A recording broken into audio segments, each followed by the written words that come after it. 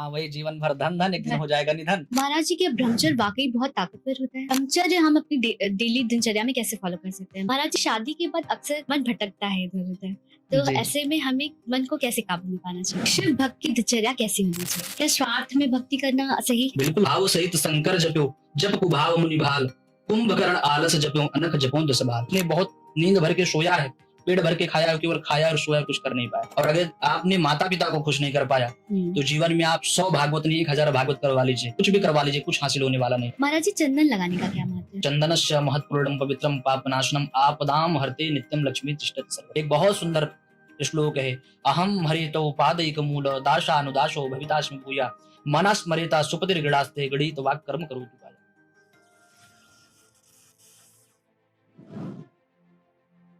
नमस्कार प्रयागराज, मैं डॉक्टर गरिमा कुशवाहा आप सभी का स्वागत करती हूँ सुनो प्रयागराज के एक और एपिसोड में।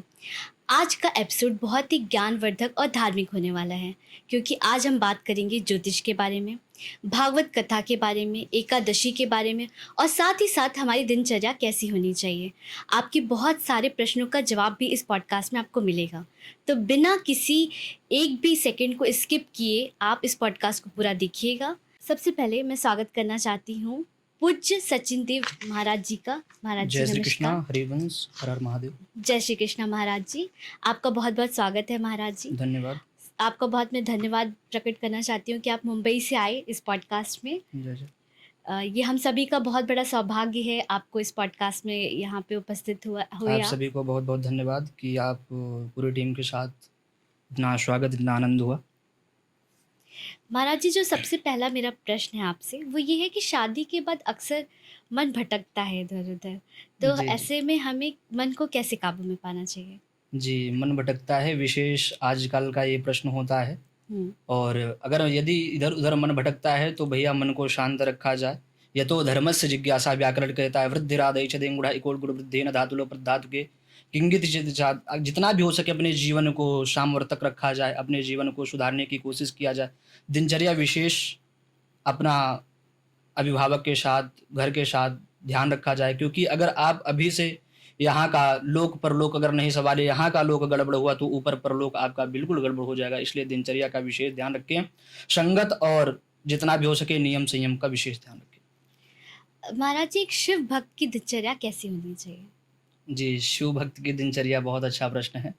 भगवान कहा गया है छड़े रुष्टा छड़े तुष्टा रुष्टा तुष्टा छड़े छड़े। भगवान शिव महापुराण में वर्णन आता है कि भगवान शिव एक ऐसे देवता हैं जो क्षण में प्रसन्न होते हैं और क्षण में रुष्ट हो जाते हैं। तो भगवान शिव जी की भक्ति, भगवान शिव जी को प्रसन्न करने के लिए केवल एक लोटा जल ले जाकर के भगवान शिव जी के पास चढ़ा दिया जाए, हर हर महादेव करके, तो भगवान शिव इतने में ही प्रसन्न हो जाते हैं। एक चोर को शिव महापुराण में वर्णन आता है, एक चोर को भगवान ने कुबेर बना दिया महादेव। तो महादेव की भक्ति बड़ी ही सरल है, बड़ी ही सुखद है। जितनी भी प्रेम से हो सके भगवान महादेव की चरण शरण में श्रद्धा से, विश्वास से, निष्ठा पूर्वक रहा जाए तो भगवान तन मन धन सब प्राप्त करते हैं। महाराज जी, बहुत से लोग स्वार्थवश भक्ति करते हैं, क्या स्वार्थ में भक्ति करना सही है? बिल्कुल करना चाहिए। स्वार्थ में भक्ति? हाँ, बिल्कुल करना चाहिए। आजकल बगैर स्वार्थ का कौन काम करता है? हाँ, वो तो है। मैं यहाँ आया हूँ, कोई स्वार्थ होगा। आप बैठी हैं, आपका कोई स्वार्थ होगा। ये सब भैया लोग बैठे हैं, सबका कोई ना कोई स्वार्थ होगा। ये संसार में सबका स्वार्थ है, बिना स्वार्थ के कोई संसार में नहीं। और स्वार्थ में किया जाए भाव कुभाव अनक आलसहूँ, नाम जपत मंगल दिस दसहूँ। भगवान का नाम भाव से, कुभाव से, अनक से, आलस्य से कैसे भी लिया जाए वो परम कल्याणकारी है। तो चाहे भाव से लिया जाए, भाव सहित शंकर जप्यो, जप कुभाव मुनि भाल, कुंभकर्ण आलस जप्यो, अनक जपो दस भाल। भगवान शंकर जी ने राम राम जपा, उनका परम कल्याण हुआ। कुंभकर्ण ने आलस्य में जपा, उनका परम कल्याण हुआ। और रावण ने अनख में जपा, उनका कल्याण हुआ। और वाल्मीकि जी ने मरा मरा जपा, उनका कल्याण हुआ। तो भगवान का जिसने जब जपा है उसका परम कल्याण है। इसलिए सबको जपना चाहिए। भक्ति प्रेम से किया जाए, भाव से किया जाए, कुभाव से किया जाए, कैसा भी किया जाए, किसी तरीके से किया जाए, परंतु स्वार्थ में ही किया जाए। लेकिन भैया राम जप करो, जितना हो सके जप करो। बहुत अच्छा ज्ञानवर्धक आपकी बातें हैं महाराज जी। मैं आपसे एक और प्रश्न पूछना चाहती हूँ कि आजकल जून जुलाई का महीना चल रहा है, बहुत रिजल्ट्स आने वाले हैं, बच्चे फेल भी होते हैं, जब उनका मन बड़ा अशांत हो जाता है, इसमें उन्हें क्या करना चाहिए?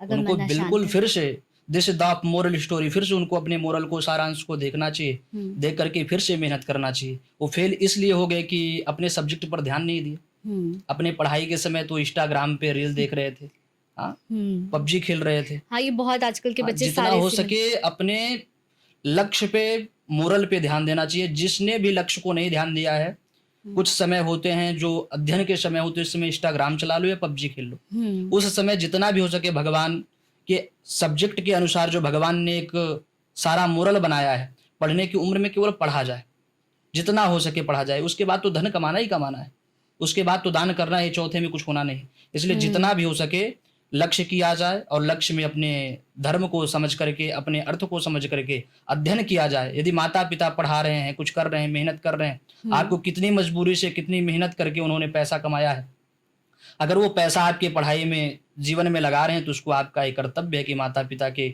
लक्ष्य को पूर्ण करना, अपने लक्ष्य को पूर्ण करना। आप उसमें विधिवत मेहनत कीजिए, मेहनत करके जितना भी हो सके आप उसमें सार्थक बनिए। और यदि इस बार नहीं हुआ है तो मेहनत कीजिए, अगली बार होगा, अगली बार नहीं होगा तीसरी बार होगा, तीसरी बार नहीं होगा चौथी बार होगा। मेहनत करते रहना चाहिए। हथौड़े की चोट से एक बार में पत्थर नहीं टूटता है, बार बार एक कोशिश बार करनी नहीं पड़ती टूटा, है। 2 बार नहीं टूटा, 3 बार नहीं टूटा, बार बार मारिए, एक बार ना एक बार बार तो मारना। टूट ही जाएगा। इसलिए यदि मेहनत है, लक्ष्य है, लगन है, तो तब तक आप उस लगन को प्राप्त करने में आलस्य को त्याग दीजिए, नींद को त्याग दीजिए, भोजन को त्याग दीजिए। जिसने बहुत नींद भर के सोया है, पेट भर के खाया है, केवल खाया और सोया और कुछ कर नहीं पाया। इसलिए जब तक लक्ष्य ना मिल जाए तब तक अपने आप लक्ष्य में खो जाइए। महाराज जी, आपकी बातें मेरे ख्याल से बहुत सारे स्टूडेंट भी सुन रहे होंगे, उनको बहुत अच्छा भी लगेगा कि हम कैसे अपने लक्ष्य को प्राप्त कर सकते हैं। मेरा दूसरा सवाल है महाराज जी आपसे जी, कि संसार का पहला गुरु कौन है?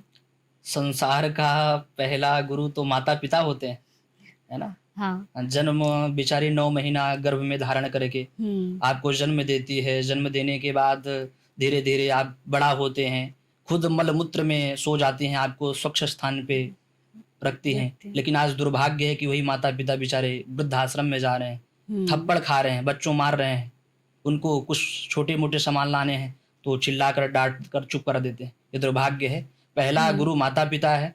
और अगर आपने माता पिता को खुश नहीं कर पाया तो जीवन में आप 100 भागवत नहीं 1000 भागवत करवा लीजिए, सतचंडी यज्ञ करवा लीजिए, महामृत्युंजय करवा लीजिए, कुछ भी करवा लीजिए, कुछ हासिल होने वाला नहीं है। इसलिए जितना भी हो सके सर्वप्रथम माता पिता को प्रणाम कीजिए। रामचंद्र जी क्या करते थे? माता उनको पिता के सेवक थे। प्रात उठ कल के रघुनाथा, माता पिता गुरु नाम ही माता।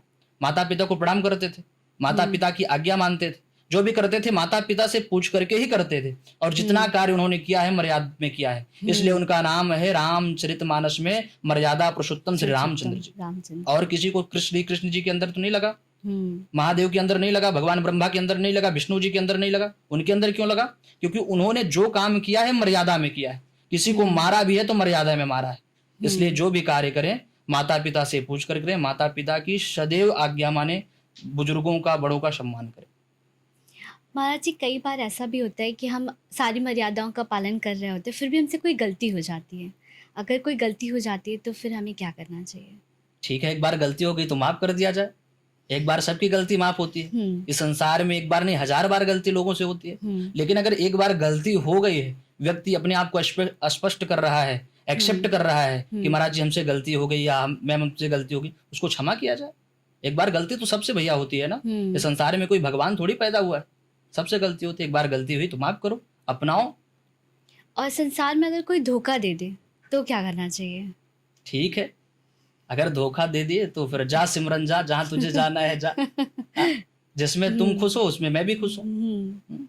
बहुत सुंदर है, जो जा रहा है उसको जाने दीजिए, कोई संशय नहीं है। जो धोखा दे दिया उसको छोड़ दे, मतलब ये हमारा मन नहीं मानता ऐसा कि अरे धोखा हुआ मेरे साथ, तो इस बारे में आप क्या कहना चाहते हैं? धोखा हुआ उसको छोड़ दें? हाँ बिल्कुल, उसमें एक सॉन्ग भी बहुत अच्छा है, जा तुझे आजाद कर दिया हमने अपने दिल से। कोई जा रहा है, कोई भी है संसार में, कोई भी आए छोड़ दो। ऐसा थोड़ी कि आपके जाने से मेरा जीवन नष्ट हो जाए। बिल्कुल नहीं। लोग बोलते हैं अरे महाराज जी दिल टूट गया। अरे दिल क्या निकाल के दे दिया था आपने? नहीं। ये नहीं ले रहे, दूसरे को दे दो, तीसरे को दे दो। आज दिल लेने वाले की कमी थोड़ी, माता पिता को दो, भाई बहन को दो, गुरुजनों को दो, संतों के पास जाओ। ये तो केवल पागलपंथी है। धोखा दे दिया, ये दे दिया। अरे तुमने किसको अच्छा किया जो तुमको धोखा दे दिया? सब प्रपंच है, आडंबर है। कोई किसी से संसार में प्रेमी नहीं है, कोई किसी से प्रेम नहीं करता है, केवल एक अत्याचार है, लुसड़ता है और कुछ नहीं। महाराज जी, एक मेरा और प्रश्न है। सपोज किसी का पति बहुत कंजूस है और पत्नी दान धर्म करना चाहती है, तो क्या वो पति से चोरी से दान धर्म कर सकती है? बिल्कुल कर सकती है। हाँ, पति विवाह हुआ है, वामंगनी है, आपका अधिकार है आधा, आप बिल्कुल कर सकती हो, कोई दिक्कत नहीं। शायद वो आपके धर्म से ही आपका पति बच जाए। एक वर्णन आता है राम कथा में, एक कंजूस जी थे, हाँ, दान चंद्र दानवीर थे, और वो कभी जीवन में 1 रुपया दान नहीं किए। गंगा के तट पे गए स्नान करने, तो बोले कहाँ नहाए कि जहाँ 1 रुपया भी ना लगे। जा करके दशाश्वमेध घाट जैसे स्थान पर नहाने लगे, अच्छा। जहाँ आदमी मृतक होते हैं कि यहाँ कोई मांगने नहीं आएगा, और जैसे नहाए वैसे आगे, अरे दान वीर की जय हो, दान वीर की जय। उन्होंने तुरंत वहां से भागने की कोशिश की, लेकिन उन्होंने पकड़ा, बोले कि अभी नहीं, मैं घर जाऊंगा तब दूंगा। घर गए, उन्होंने घर में भी नहीं दिया, बोले प्रभु मर गए हैं। पत्नी से कह दिया बताओ मर गए। उन्होंने, अरे यार पति मर गए तो अब जब तक इनकी तिरही नहीं हो जाएगी नहीं जाएंगे। लास्ट में उनको देना ही पड़ा। तो इस प्रकार से दान वीर, दान करने से धन नहीं घटता है। दशांश जितना भी हो सके सबको करना चाहिए दान।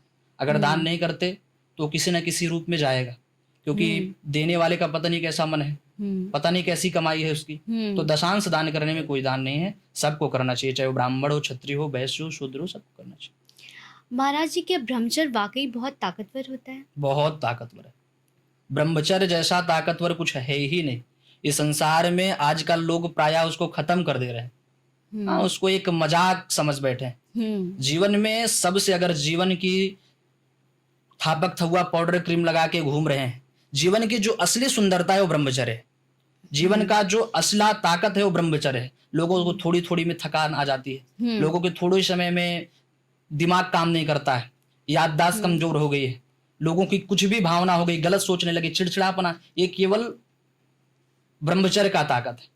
यदि जीवन में ब्रह्मचर्य है तो आप कुछ भी, कभी भी, कहीं भी प्राप्त कर सकते हैं। कभी ना किसी चीज का डर लगेगा, ना भय लगेगा। अब ब्रह्मचर्य आपका जा रहा है, ऊपर से तो डब्बा आपका दिख रहा है बहुत अच्छे हैं, लेकिन अंदर से आप एकदम खोखला हो चुके हैं। ये ब्रह्मचर्य जीवन में आपकी विद्या, बल, उत्तेजना, शरीर की सुंदरता, मेहनत, ताकत सब वीर्य देता है। सर महाराज जी, ब्रह्मचर्य से क्या तात्पर्य है आपका? ब्रह्मचर्य मतलब कैसे पालन करते हैं ब्रह्मचर्य का? नियम संयम स्वाध्याय। नियम संयम, जितना सुबह जल्दी उठिए, हाँ, जल्दी उठो, आराम से उठने के बाद थोड़ा घूमिए, टहलिए। महाराज जी, ब्रह्मचर्य हम अपनी डेली दिनचर्या में कैसे फॉलो कर सकते हैं? मतलब हम सबसे पहले तो जी ब्रह्मचर्य का पालन कैसे करें? सबसे पहले तो सुबह आप उठिए। उठने से ब्रह्म मुहूर्त में, जिसने ब्रह्म मुहूर्त को नहीं जाना उस ब्रह्म को क्या जान पाएगा। सबसे पहले तो आप ब्रह्म मुहूर्त में उठिए, और उठने के बाद बिस्तर पे ही बैठे बैठे अपने हाथों को देखिए। क्राग्रे वस्ते लक्ष्मी, कर मध्य सरस्वती, कर मूले स्थितो ब्रह्मा प्रभाते कर दर्शनम। इस मंत्र का जाप करके नेत्रों को देख करके ऐसे लगाइए। उसके बाद पृथ्वी को प्रणाम कीजिए, मंत्र बोलिए, समुद्र वसने देवी पर्वत स्थल मंडिते विष्णु पत्नी नमस्तुभ्यम, पाद स्पर्श क्षमस्व में उनको प्रणाम कीजिए। फिर उसके बाद आप उठ करके जो भी आपका फ्रेश इत्यादि होना है हो करके थोड़ा भगवान के लिए भी, आज 24 घंटे हैं दिन में, 12 घंटे रात, 12 घंटा दिन मिला के 24 घंटे हैं। तो 24 घंटे में तो आप 24 घंटा तो पूजा तो कोई नहीं कर सकता, 24 घंटे में 12 घंटा भी नहीं कर सकता। तो कम से कम आप 24 मिनट तो बैठ जाइए, भगवान के नाम का जप कर लीजिए, स्मरण कर लीजिए, जितना भी हो सके भगवान की श्रद्धा भक्ति, हनुमान चालीसा पाठ इत्यादि कर लीजिए। फिर अपना करिए जो करना है। इस तरीके से जितना भी हो सके थोड़ा दूरदर्शन से दूर रहिए, फोन इत्यादि से थोड़ा दूर रहिए। गलत चीजें ना देखें, गंदी वीडियो को स्किप किया जाए। आजकल लोग इसी में थोड़ा परेशान ज्यादा है। अच्छी संगत किया जाए, संगत से गुण होते हैं, संगत से गुण जाए, तो संगत अच्छी होनी चाहिए, सब सही हो जाए। महाराज जी, एकादशी में क्या करना चाहिए और उसका क्या विधान है? एकादशी का व्रत सबसे अच्छा, सबसे उत्तम और सर्वोत्तम साधन है। एकादशी का व्रत, पहले बात तो जान लिया जाए, एक शुक्ल पक्ष और एक कृष्ण पक्ष, एक माह में 2 बार एकादशी आती है। और एकादशी रहने का जो विधान है, एक दिन पहले से चावल खाना बंद कर दिया जाए और शाम से ही बंद कर दिया जाए। उसके बाद एकादशी का व्रत जितना भी हो सके आप किया जाए। कोई इसमें नहीं है कि आप ये नहीं खा सकते, वो नहीं खा सकते, जितना भी हो सके। अगर कोई रोगी है तो भोजन उसको लेना पड़ेगा, तो भोजन ले सकता है। अगर जो व्यक्ति व्रत ही रहना चाहता है तो व्रत के जैसे रहा, बहुत ज्यादा ना खाए कि हाँ दिन में 40 बार फलाहार ही हो रहा है, तो व्रत का कोई विधान नहीं है ऐसा। जितना भी हो सके कष्ट समय, थोड़ा सा समय को, शरीर को सांत्वना दे, थोड़ा सा इस तरीके से जो रहे, और दूसरे दिन चावल से ही पारायण करे, उसका भोजन ग्रहण करे। इस तरीके से जो करता है वो एकादशी का पुण्य माना जाता है। दान करे, धर्म करे, जितनी हो सके भगवान की कथा, कृष्ण की कथा सुने, भगवान की भक्ति सुने, मधुराष्टकम का पाठ करे। इस प्रकार से जो वर्णन करता है उसको भक्ति की रस प्राप्त होती है। महाराज जी, पूर्णिमा आए तो क्या करना चाहिए? पूर्णिमा आए तो घर में भगवान की कथा सुननी चाहिए। हम्म भगवान सत्यनारायण, आजकल तो दुर्लभ हो गया है, सत्यनारायण से ज्यादा भागवत होने लगी है ना। भागवत कथा तो होने लगी है। सत्यनारायण सुना जाए जितना भी हो सके। नहीं कुछ हो पा रहा है तो महीने में एक बार पूर्णिमा पे भगवान सत्यनारायण की कथा सुन ही लिया जाए। जितना भी हो सके कन्याओं का भोजन कर दिया जाए, ब्राह्मणों का भोजन कर दिया जाए, संतों का भोजन कर दिया जाए, कोई गरीब दुखिया दिखे उसको भोजन करा दिया जाए। गौ माता इधर उधर आजकल डंडे खा रही हैं, उनको थोड़ा सा खिला पिला दिया जाए। तो इस प्रकार से जो करता है उसका पूर्ण प्राप्त होता है। महाराज जी, चंदन लगाने का क्या महत्व है? चंदन लगाने का विशेष महत्व है। चंदनस्य महत्पूर्णम पवित्रम पापनाशनम आपदाम हरते नित्यम लक्ष्मी तिष्ठति सर्वदा। चंदन लगाने का विशेष महीना है। चंदन लगाने से कभी भी आपकी अकाल मृत्यु नहीं हो सकती। चंदनस्य महत्पूर्णम, पुण्य की प्राप्ति होती है आपके अंदर। चंदनस्य महत्पूर्णम पवित्रम पापनाशनम, आप पवित्र होते हैं, पाप का शमन होता है, नाश होता है। आपदाम हरते नित्यम, आपके ऊपर आपदा विपदा आने वाली का हरण होता है। लक्ष्मी तिष्ठति सर्वदा, आपके साथ सदैव लक्ष्मी जी का वास होता है। इसलिए आपको सभी को चंदन लगाना चाहिए।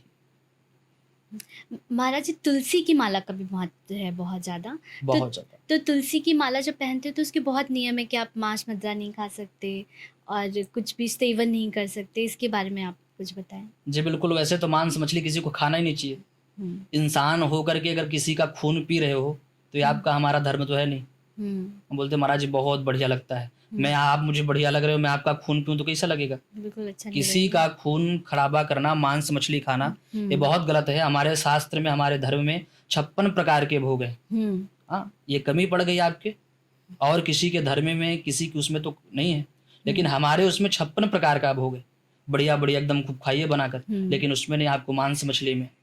और दारू गांजा फूक रहे हो, बोलते हैं आजकल तो एक नया आडंबर चल गया, महादेव गांजा फूके थे। वो महादेव ने कभी नहीं पिया। तो मांस मछली बिल्कुल नहीं खा सकते तुलसी पहन करके, शराब गांजा नहीं फूक सकते। लेकिन जहां तक वर्णन है, लहसुन प्याज आप इतना कोई नहीं बचा सकता है, भक्त नहीं है आप, बहुत ज्यादा वो नहीं करते। तो जितना भी हो सके मांस मछली शराब से दूर रहिए। और बाकी लहसुन प्याज की आप नहीं छोड़ पा रहे हैं तो आप फिर भी तुलसी की कंठी पहन करके आप ले सकते हैं। आजकल इसी के लिए तो आदमी तुलसी की कंठी पहनना बंद कर दिया है।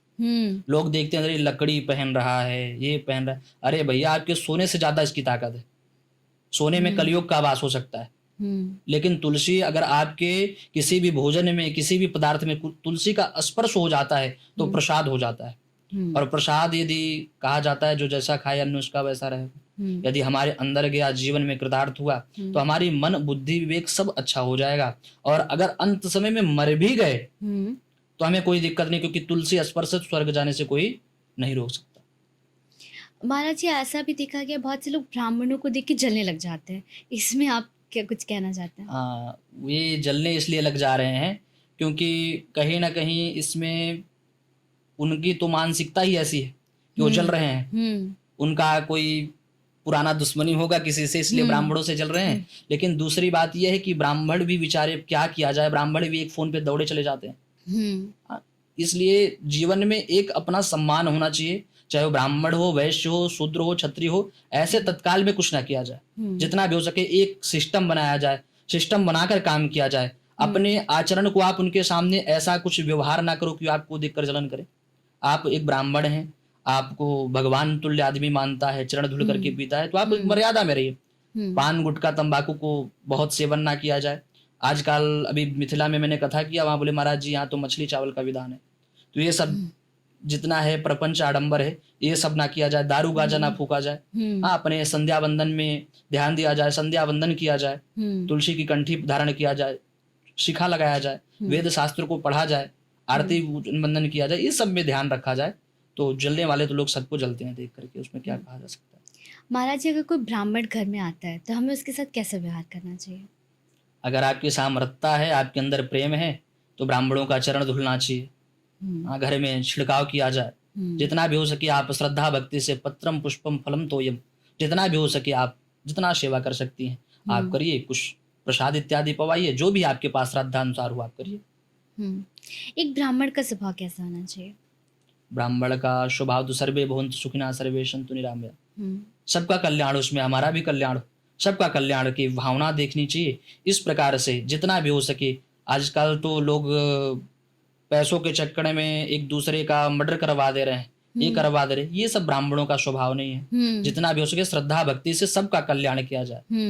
जो इस प्रकार से करता है, शील हो, संपन्न हो, दयावान हो, श्रद्धावान हो, भक्तिवान हो, ज्ञानवान हो, ब्राह्मण के अंदर धनवान हो या ना हो, परंतु ब्राह्मणों का प्रथम लक्षण है कि वो ज्ञानवान होना चाहिए। पहले के ब्राह्मणों के पास आदमी इसीलिए जाते थे कि उनके पास धन नहीं होता था। धन तो क्षत्रियों से ही लेकर के अपना गुजारा करते थे, परंतु उनके अंदर ज्ञानवान बहुत होते थे, विद्वान होते थे, तो क्षत्रिय भी आकर के राय सलाह लेते थे। इसलिए ब्राह्मणों का स्वभाव हो जैसा भी हो, परंतु ज्ञानवान विशेष होना चाहिए। महाराज जी, एक और सवाल था मेरा कि पूजा करने के बाद क्या हमें दक्षिणा लेनी चाहिए और दक्षिणा रोकनी तो नहीं चाहिए?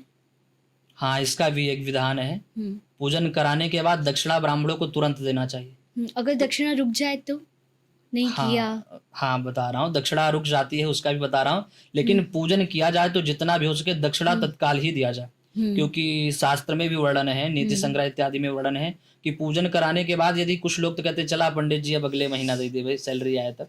इसका विशेष ध्यान देना चाहिए। हाँ, एक दिन भी दक्षिणा यदि रुकती है तो दुगुना शास्त्र में हो जाता है। धीरे धीरे अगर ज्यादा हो रहा है तो पूजन का फल नहीं मिलता। इसलिए जितना भी किया जाए, कुछ भी किया जाए, और ब्राह्मणों को जब दक्षिणा दिया जाए तो संकल्प लेकर के ही ब्राह्मणों को दक्षिणा दिया जाए। इससे आपको पूर्ण फल प्राप्त होता है। जो उसने किया है, ब्राह्मण ने आपके यहाँ बैठ करके जब तक किया है, उसका फल आपको प्राप्त हुआ। आजकल तो लोग फोन पे गूगल पे मार दिया महाराज जी हो गया। तो श्रद्धा से भक्ति से संकल्प लेकर के ही हाथ में अपने हाथों से कुशा के साथ उनको समर्पण किया जाए। महाराज जी, वृत्तासुर का जीवन कैसा रहा? वृत्तासुर का जीवन बहुत अच्छा रहा। भागवत में वर्णन आता है, वृत्तासुर के जैसा कोई भक्त मुझे मेरे हिसाब से तो नहीं लगा कि आज तक कोई हुआ है। इतना बलवान, इतना श्रद्धावान, इतना भक्तिवान, और इतना बलवान कि इंद्र जैसे इंसान को भी नाश्ता कर लिया था। फिर पेट फाड़ करके इन्होंने निकले। एक बहुत सुंदर श्लोक है, अहम हरेतो पादैक मूल दाशानुदाशो भवितास्म भूया मनस्मरेता सुपतिर्गणास्ते गणित वाक कर्म करो तु काया।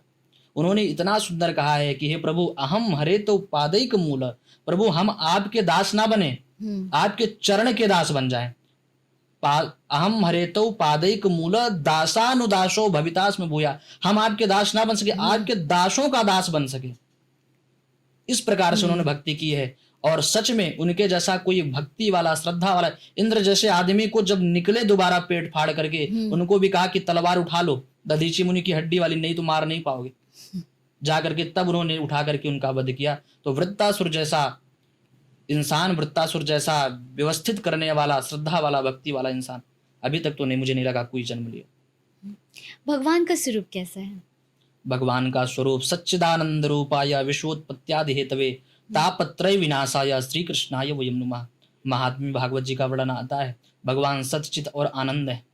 जो हमें सच्चिदानंद स्वरूप, जो पहले थे, जो मध्य में है, जो अंत में बचेंगे, वही भगवान परम सच्चिदानंद है, वह भगवान का स्वरूप है। वही निर्गुण निराकार साकार भगवान। बहुत सारे लड़कों का क्वेश्चन होता है कि महाराज जी, अगर मेरी गर्लफ्रेंड छोड़ के चली गई है तो मुझे क्या करना चाहिए? कुछ नहीं करना चाहिए, आपको मस्त रहना चाहिए। जिसमें वो मस्त है उसमें आपको भी मस्त रहना चाहिए। जितनी भी हो सके आप अपने काम में फोकस करो।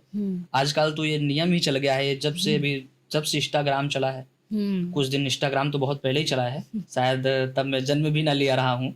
इंस्टाग्राम तो बहुत पहले से चल रहा है, लेकिन फिलहाल आजकल के समय में इतने छोटे छोटे बच्चे हैं जिनको गोल गोल रोटी बनाने नहीं आ रही, फिर भी उनके साथ इंस्टाग्राम पे उनका बातचीत चल रहा है, फ्रेंड चल रहे हैं। ये सब बिल्कुल गलत है।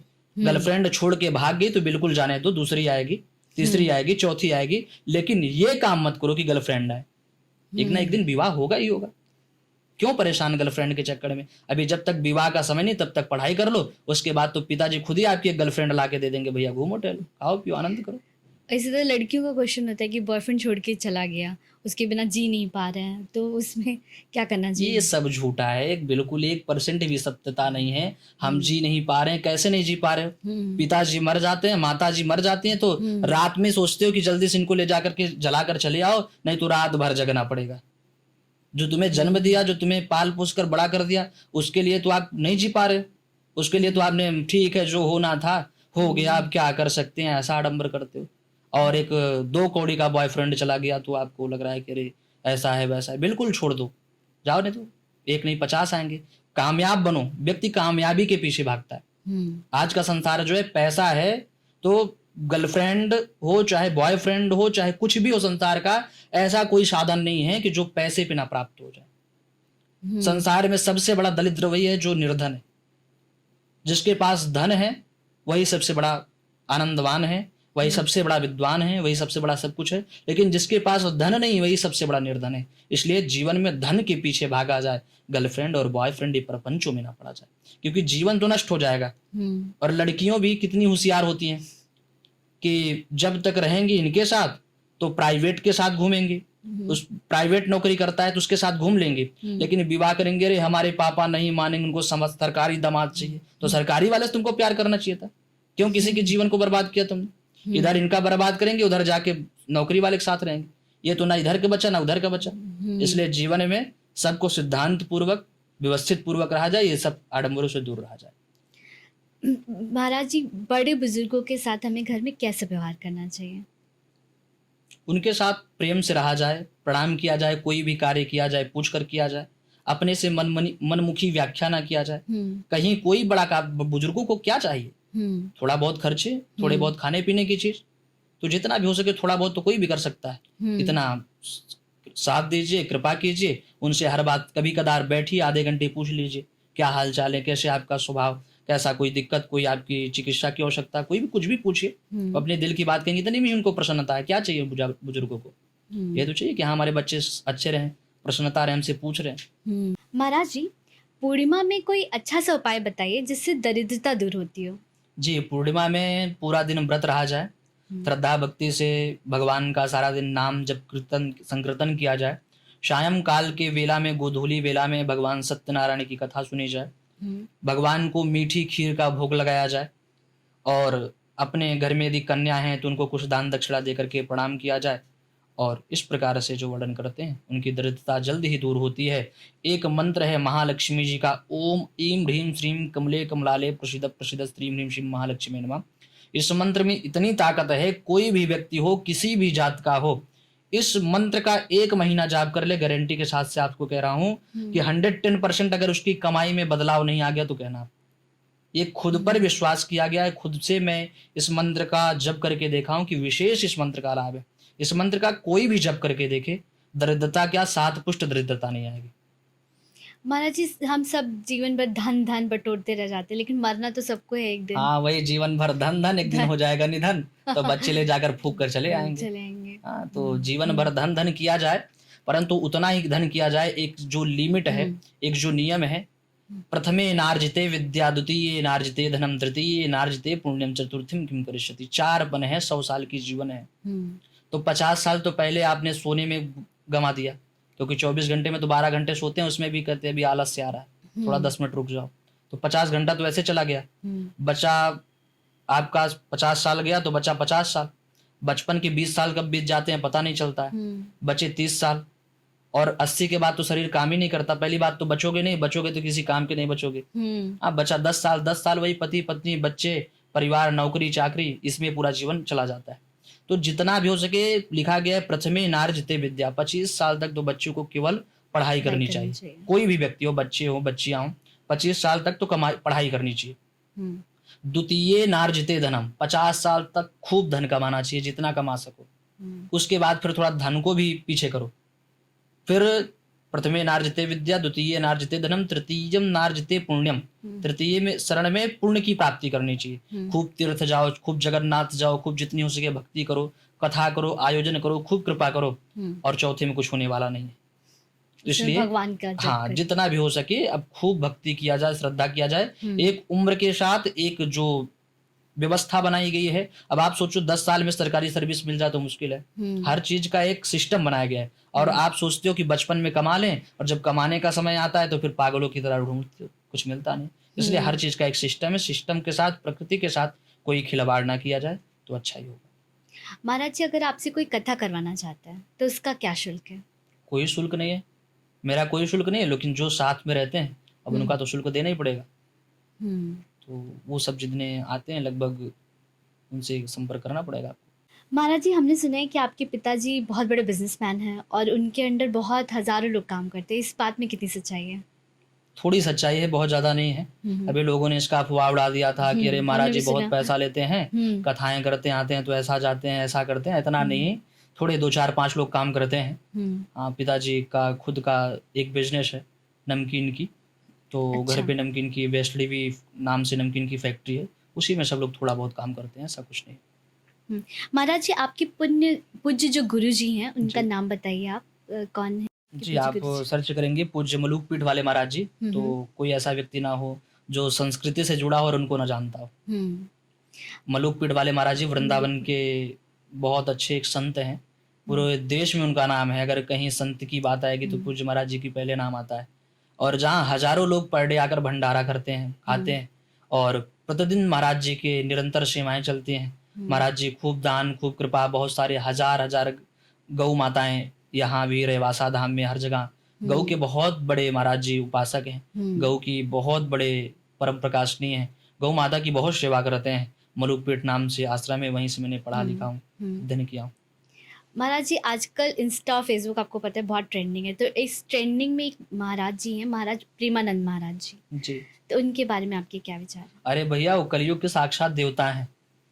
वो जितना भी हो सके लाखों लोगों की जीवन उन्होंने सुधार दिया है। लाखों कन्याओं के, लाखों पुरुषों को जितना भी हो सके। अभी जब तक भगवान करें वो 100 साल अभी और जीवित रहें, लेकिन जितना भी है उनकी वाणी को सुना जाए, उनकी वाणी पे अमल किया जाए, उनकी चरण शरण में ग्रहण करके उनके बताए गए मार्ग पे जिसने भी चला है, जब भी चला है, बहुत लोगों का उन्होंने जीवन सुधारा है। और उनसे मैं तो यही कहूँगा सबको जुड़ना चाहिए, सबके प्रति जुड़ करके पूज्य महाराज जी का अनुकरण बताया गया चलना चाहिए और अपने जीवन को कृतार्थ करना चाहिए। इसके साथ ही एक और बड़े बाबा जी हैं, बागेश्वर धाम बाबा जी, उनके बारे में आपका क्या कहना है? अच्छे व्यक्ति हैं। बहुत सारी मुलाकात भी मेरी हुई है, फेसबुक पे, व्हाट्सएप पे, इंस्टा पे पढ़ा ही है। बहुत सारी मुलाकात हुई है। मुंबई तो अक्सर हर 3 महीने पे आते रहते हैं भिवंडी में, तो वहाँ मुलाकात होती है। अच्छे सज्जन व्यक्ति हैं। महाराज जी, अब मैं आपसे मासिक धर्म यानी पीरियड्स के बारे में कुछ स्पष्ट करना चाहती हूँ। अभी रिसेंटली जया किशोरी जी ने कहा कि आप कुछ अपवित्र नहीं होता, आप पूजा कर सकते हैं, तो इसके बारे में आप कुछ स्पष्ट रूप से बताइए। देखिए, जया किशोरी जी कहें या फिर दुनिया का कोई भी कहे, ऐसा कोई ऐसा वर्णन नहीं है। मासिक धर्म जो आपने बताया, ये एक देखा जाए तो प्रकृति का ही दिया हुआ है।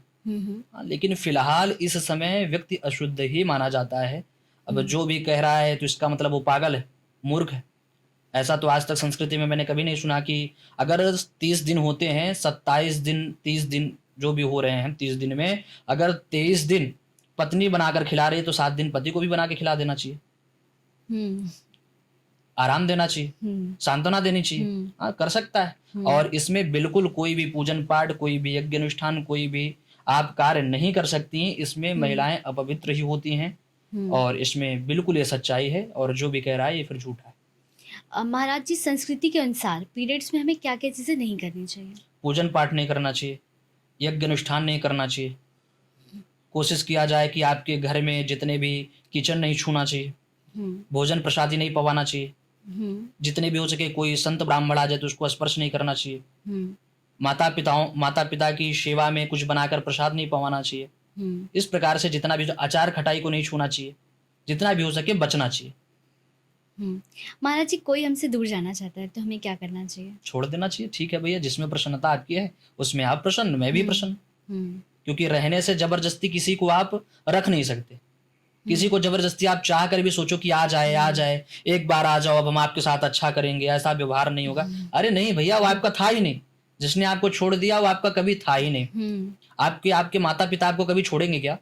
कभी नहीं छोड़ेंगे। आप 100 बार मर्डर कर डालो, 100 बार गलत कांड कर डालो, लेकिन फिर भी वो आपका केस लड़ने के लिए जरूर जाएंगे। क्योंकि आपके वो पिता हैं, आप उनके पुत्र हो। जो भी व्यक्ति आपका होगा वो आपको जीवन में कभी भी पैसे के लिए, धन के लिए या प्रेम के लिए कभी भी आपको नहीं छोड़ सकता। और जिसने छोड़ दिया वो आपका है ही नहीं। इसलिए अगर जो जाना चाह रहा है उसको प्रेम पूर्वक जाने दो भैया, जिसमें आपकी खुशी है। अगर आप हमसे दूर जाकर के ही प्रसन्नता है तो ऐसी खुशी कौन सी है जो मैं आपको ना दे सकूं।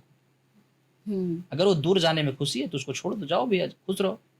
महाराज जी आजकल देखा कि बहुत सारे पार्टनर्स होते हैं, उस पे आपका क्या कहना है? लोगों के कई पार्टनर्स होते हैं।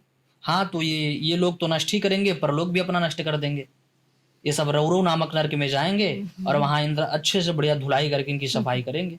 ये इसी के योग्य हैं, यहाँ रहेंगे, यहाँ तो दुर्गति इनकी होनी एकदम तय है, और ऊपर जाने के बाद वहां भी दुर्गति होगी, इसमें कोई संशय नहीं। अगर जिसने भी व्यक्ति, शास्त्र में तो यहाँ तक वर्णन है कि शादी से पहले यहाँ तक किसी भी गैर पुरुष का स्पर्श भी नहीं करना चाहिए। आजकल तो लोग बढ़िया गाड़ी हो गई, बढ़िया खाने को हो गया, तो किसी को कहीं भी बैठा के लेके जा रहे हैं, और कहीं भी लड़कियां खुशी खुशी एकदम बैठ के चली जा रही। तो ये बिल्कुल गलत है। खाने पीने पे, घूमने टहलने पे ये आप अपने चरित्र में दाग लगा रही हो। आने वाला यदि चरित्र शुरू में गड़बड़ हो गया तो जीवन में आप कभी चरित्रवान नहीं बन पाओगे। और ये विशेष ध्यान रखो कि आपका नष्ट होना, पतित होना आपका ये बिल्कुल कारण है, और आपको यहाँ भी कारण होगा और वहां भी। अगर आपने अभी नष्ट किया तो पति को भी आपने जीवन नष्ट कर दिया, पति का जीवन नष्ट हुआ तो लोक परलोक दोनों आपका नष्ट हो गया। महाराज जी अभी सावन आने वाला है जी। तो सावन में प्रत्येक व्यक्ति को क्या करना चाहिए?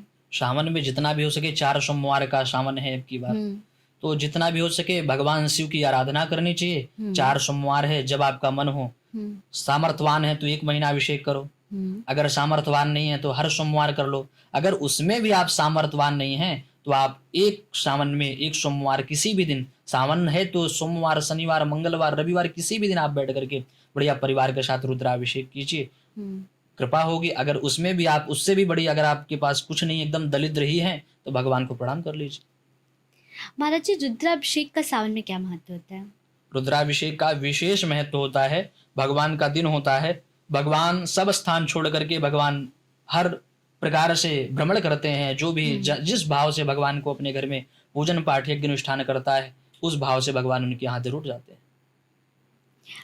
नवरात्रि भी आने वाली है उसी के बाद महाराज जी, तो नवरात्रि में लोगों को क्या क्या करना चाहिए? नवरात्रि में कलश स्थापन तो सबको ही करना चाहिए।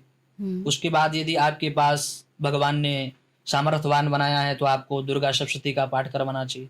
उससे भी बड़े आप सामर्थ्यवान है, सचंडी का पाठ करवाना चाहिए, जब करवाना चाहिए, करना चाहिए, जिसमें भी आपका सामर्थ्य हो सके, जिस प्रकार से हो सके। लेकिन संस्कृति के साथ पर्व आए तो उसको छोड़ा ना जाए। आप नहीं करा सकते हैं, खुद से करिए, कलश बैठा लीजिए घर में, भगवान को धूप दीप नैवेद्य दिखा दीजिए, लेकिन संस्कृति के साथ खिलवाड़ मत कीजिए। अगर भगवान का दिन है, भगवान का पर्व है, अगर आपने भगवान को नहीं पुकारा, भगवान को प्रणाम नहीं किया, तो फिर क्या फायदा है? बहुत अच्छा लगा महाराज जी आपसे बात करके। आपने काफ़ी धार्मिक बातें बताई, हमें अपने दिनचर्या को भी बताया कैसे सुधारना चाहिए। इसके साथ ही महाराज जी हम इस पॉडकास्ट का ही अंत करते हैं और आपका बहुत बहुत धन्यवाद देते हैं कि आपने अपना समय दिया। आपने भी इतना अच्छा क्वेश्चन किया, सबको बहुत बहुत धन्यवाद। जय श्री कृष्ण।